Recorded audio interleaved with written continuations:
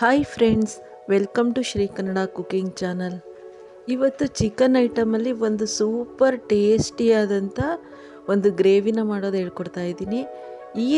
ಈ ಮೆಥಡಲ್ಲಿ ಮಾಡಿದ್ರೆ ಚಿಕನ್ ತುಂಬಾ ಟೇಸ್ಟಾಗಿರುತ್ತೆ. ಎಲ್ಲರೂ ಒಂದು 5 ನಿಮಿಷದಲ್ಲಿ ಮಾಡಿರೋ ಚಿಕನ್ ಎಲ್ಲ ಖಾಲಿಯಾಗಿಬಿಡುತ್ತೆ, ಅಷ್ಟು ಸೂಪರಾಗಿರುತ್ತೆ. ಇದು ಮಾಡೋದು ಹೇಗೆ ನೋಡೋಣ ಬನ್ನಿ. ಮೊದಲಿಗೆ ಯಾರೆಲ್ಲ ನಮ್ಮ ಶ್ರೀ ಕನ್ನಡ ಕುಕಿಂಗ್ ಚಾನಲ್ನ ಇನ್ನೂ ಸಬ್ಸ್ಕ್ರೈಬ್ ಮಾಡ್ಕೊಳ್ಳದೆ ನೋಡ್ತಾ ಇದ್ದೀರೋ ದಯವಿಟ್ಟು ಪ್ಲೀಸ್ ಅವರೆಲ್ಲ ಸಬ್ಸ್ಕ್ರೈಬ್ ಮಾಡ್ಕೊಳ್ಳಿ ನಮ್ಮ ಚಾನಲ್ನ ಅಂತ ಕೇಳ್ಕೊತಾ, ಈ ವಿಡಿಯೋನ ಹೆಚ್ಚು ಶೇರ್ ಮಾಡಿ ಅಂತಲೂ ಕೂಡ ಹೇಳ್ತಾ ಇದು ಹೇಗೆ ಮಾಡೋದು ನೋಡೋಣ ಬನ್ನಿ. ಇಲ್ಲೊಂದು ಬಾಣಲಿಗೆ ನಾನು ಸ್ವಲ್ಪ ಎಣ್ಣೆನ ಹಾಕೋತಾ ಇದ್ದೀನಿ. ಎಣ್ಣೆ ಚೆನ್ನಾಗಿ ಬಿಸಿಯಾದ ನಂತರ ಅದಕ್ಕೆ ಸ್ವಲ್ಪ ಕಸ್ತೂರಿ ಮೇಥಿ, ಒಂದು ಚಕ್ಕೆ, ಲವಂಗ, ಸ್ವಲ್ಪ ಪಲಾವ್ ಎಲೆ ಹಾಕ್ಕೊಂಡು ಅದಕ್ಕೆ ಒಂದು ಈರುಳ್ಳಿನ ಹೆಚ್ಕೊಂಡು ಸ್ವಲ್ಪ ಫ್ರೈ ಮಾಡ್ಕೊಳ್ಳೋಣ. ಇಲ್ಲಿ ಪಲಾವ್ ಎಲೆ ಒಂದು ಚಿಕ್ಕದಿತ್ತು ಅಷ್ಟೇ ನಮ್ಮ, ಸೊ ಹಾಗಾಗಿ ನಾನು ಅದನ್ನೇ ಹಾಕಿದ್ದೀನಿ. 1 ಕಪ್ 2 ಕೂಡ ಹಾಕ್ಕೊಳ್ಳಿ. ಇದಕ್ಕೆ ಒಂದು 3/4 kg ಚಿಕನ್ನು ನಾನು ಫ್ರೆಶ್ಶಾಗಿ ತೊಳ್ಕೊಂಡು ಅದನ್ನು ಸೇರಿಸ್ತಾ ಇದ್ದೀನಿ. ಚೆನ್ನಾಗಿ ಮಿಕ್ಸ್ ಮಾಡಬೇಕು. ಈ ರೀತಿ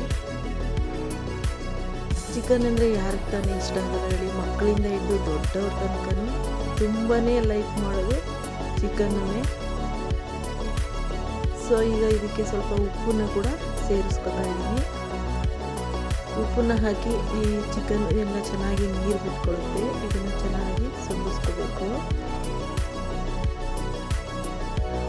ಇದಕ್ಕೆ ಒಂದು ಲಿಡ್ನ ಕ್ಲೋಸ್ ಮಾಡಿ ಸ್ವಲ್ಪ ಫ್ರೈ ಆಗೋದಕ್ಕೆ ಬಿಡೋಣ. ನೋಡ್ತಾ ಇರ್ಬೋದು ಎಷ್ಟೊಂದು ನೀರಿದೆ ಚಿಕನಲ್ಲಿ. ಉಪ್ಪು ಹಾಕಿದ ತಕ್ಷಣವೇ ನೀರು ಈ ರೀತಿ ಬಿಟ್ಕೊಳ್ಳುತ್ತೆ.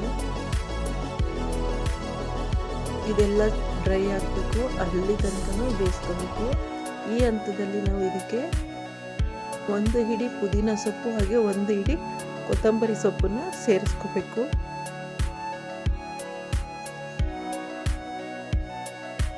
ಹಾಗೆ 1 2ರಿಂದ 3 ಟೊಮೊಟೊನು ಕೂಡ ನಾವಿಲ್ಲಿ ಹಾಕ್ಕೊಳ್ಳೋಣ. ಈ ಸೊಪ್ಪು ಹಾಗೆ ಟೊಮೊಟೊ ಎಲ್ಲ ಚೆನ್ನಾಗಿ ಫ್ರೈ ಆದಾಗ ಚಿಕನ್ ಒಂದು ಒಳ್ಳೆ ರುಚಿ ಬರುತ್ತೆ. ಇದು ಸೆಕೆಂಡ್ ಸ್ಟೆಪ್ಪು. ಒಂದು ಸ್ಟೆಪ್ಪಲ್ಲಿ ಉಪ್ಪು ಹಾಕಿ ನಾವು ಬೇಯಿಸ್ಕೋಬೇಕು.